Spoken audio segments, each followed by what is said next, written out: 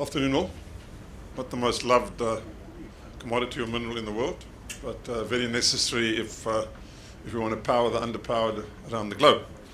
I'll just go through some high level of our company rather than going through the finer detail.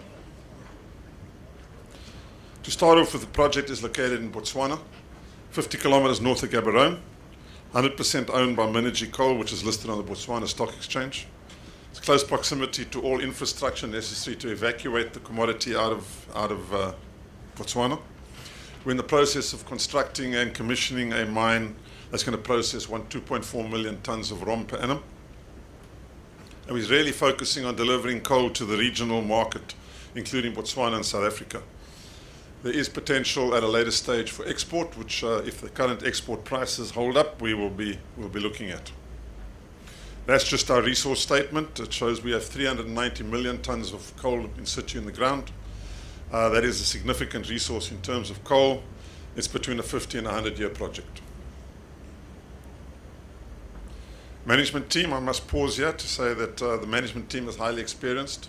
Between them, they have 30 to 40 years each experience in the mining game, having commissioned many open cast and underground mines in South Africa to extract coal. The experiences ranges from Billiton to Anglo to Westcoal to numerous other ones, so they've all done it before. Between them, that's to commission 5 to 10 mines from start to finish. Operational overview, I won't go into detail from 2017 and 2018, needless to except to say that we did a lot of groundwork, a lot of drilling work.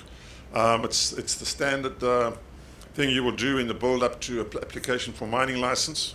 We did list on the Botswana Stock Exchange. Reason being, Botswana is the pension funds primarily funded the project, and their mandate is to list in Botswana, to fund Botswana listed entities. That's the mine infrastructure layout where the washing plant and the various dumps are located. Mine wash plant layout and our initial mine plan for the first 5 years. What we have achieved subsequent to 2017 is we've opened local offices all over Botswana. We have put in weigh bridges. We've commenced the structural procedures on the mine. We've concluded all the surface rights from the land boards. The land board owns surface rights in Botswana, not individuals. Environmental impact statement was a lengthy process, but it is now complete, and we've been awarded a mining license. We commenced skills. We've employed, that's now 230 people on site. Mine infrastructure construction is in progress. Box cut, we're on top of coal, and the dense medium wash plant assembly is in progress. That is the dense medium wash plant to process the coal that's on site at the moment. We are commissioning that at the end of February, and we should have saleable coal early March, so we're 1 month away from production. We've got a large social development program in place whereby we are funding the local clinics and the hospitals. The villages around us have never had access to power ever before. We have run power from Botswana Power Corporation in Lensalatau into the village. It's the first time they have seen electricity in their lives. We were going to list on the London Stock Exchange in the next couple of months, but due to some economic effects of Brexit, we've been advised to postpone that to the end of 2019. Industry, as I said earlier, not the nicest mineral, it's not the most well-loved mineral. However, the coal industry is here and it's here to stay for the foreseeable future. We must remember that renewables and coal are not enemies. They are both needed parallel to each other to power the world. There's many areas in the world that do not have power, and they need power. There's 653,000 megawatts of coal either being planned or under construction globally. That will increase coal-fired capacity by 36%. That is without any decommissioning. Obviously, there will be decommissioning. Japan alone intends building 36 new coal power plants. Now, the effect of that is there's been no investment in coal mining, neither here or in Australia or the Western world. So, but coal consumption grew by 1%, and coal still makes up 41% of global energy generation and 29% of primary energy demand. Coal will continue to play a major role in delivering energy access long into the future. Those who are writing off coal do so at their own peril.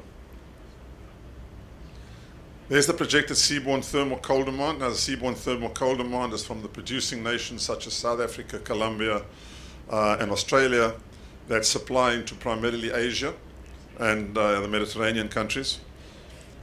Already in 2020, there's a shortage of 28 million tons of coal, seaborne thermal coal, due to this lack of investment in coal mines. Projected by 2030 is 383 million tons. We are positioning Botswana to take up a large portion of that. There's just a graph of the API4 coal prices over the last couple of years.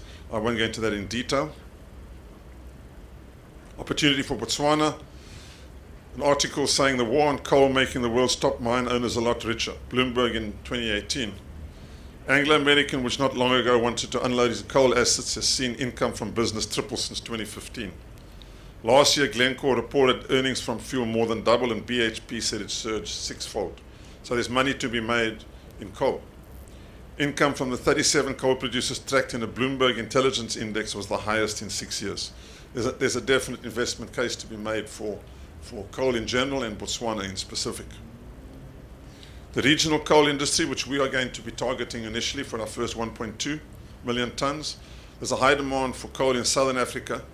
Producers are maximizing export. Eskom shot itself in its own foot by making all sorts of strange demands, and the major producers started exporting their coal. There's still an overcapacity on export infrastructure, null investment in coal projects in South Africa, and we still have the issue being discussed down the road of political interference in coal mining in this country, free carry, MRPDA, etc., and the rhetoric on resource nationalization and land distribution without compensation in South Africa. There's significant and regular price escalation. Current regional pricing is never seen before. Not even in the boom of 2007 when coal reached $171 per ton. It's a massive opportunity for our country to gain traction and market share. Just an indication that while international prices fluctuate depending on demand in China and India and Asia, the regional market stabilizes. The blue line at the bottom is the API4 RBCT export price. And the two other lines, the brown one and the green one, are the regional market. You can see in the 2015, when the international price of coal tanked, the regional price of coal was stable. So that is why we are looking at the regional market before we look at export market. Botswana needs to get off diamonds. It was in the inauguration of President Masisi. He said Botswana must win Botswana off dependence on diamonds. Coal has to be an answer. It has reserves of 200 billion tons. As I said earlier, there's international shortages. Botswana coal is high quality and economical to mine, and major mining houses are making fortunes out of coal divisions.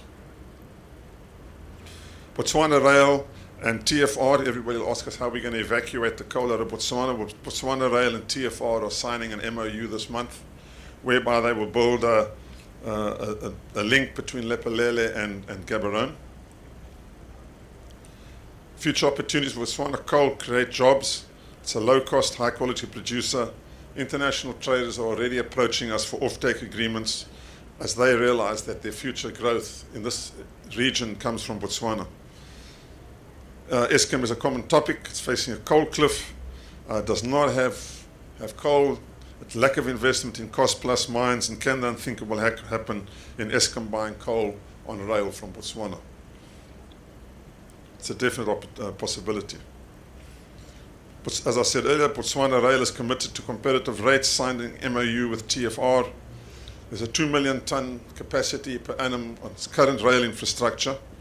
They've committed, so they've made some certain commitments, 13 million tons via Lephalale, and they're increasing the coal line capacity from 81 to 100 million tons. Where's that coal going to come from? It can only come from Botswana. That is from the TFR Transnet Freight Rail Strategic Plan. The red circle is the link between Lephalale and Botswana. The TFR have undertaken to unlock Botswana coal reserves up to 100 million tons per annum, stimulate economic growth in Botswana and Limpopo, link Botswana mines to TFR. They have already done the conceptual study. They're busy with the feasibility of it, and they want to be complete 3 years after financial close. The Ministry of Transport from Botswana is actually attending the Mining Indaba and the Coal conference last week. We are very supportive of community upliftment programs. We employ as many people, local community members, as possible. We're in the process of upgrading all their healthcare facilities.